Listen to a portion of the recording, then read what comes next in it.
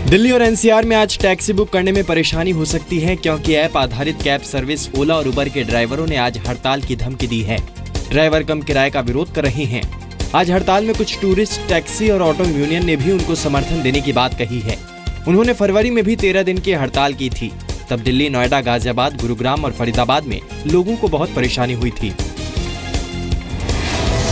MCD चुनाव के लिए कांग्रेस ने अपना मैनिफेस्टो जारी किया है। पार्टी अपना मैनिफेस्टो 3 चरणों में जारी कर रही है।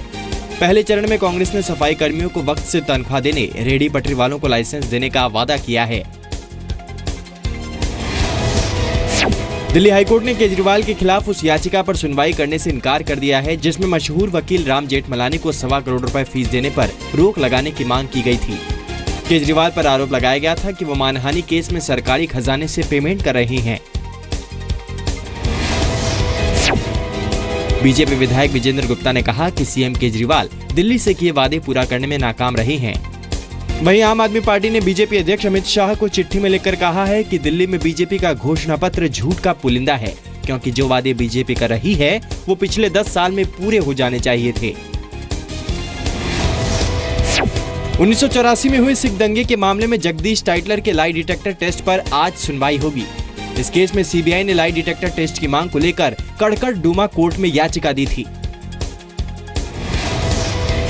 दिल्ली में होली फैमिली अस्पताल के बाहर एक कार में लाश मिली है। शव पर गोली लगने का निशान है। पुलिस के मुताबिक ये लाश जाकिर नगर के रहने वाले बिजनेसमैन अफजल की है।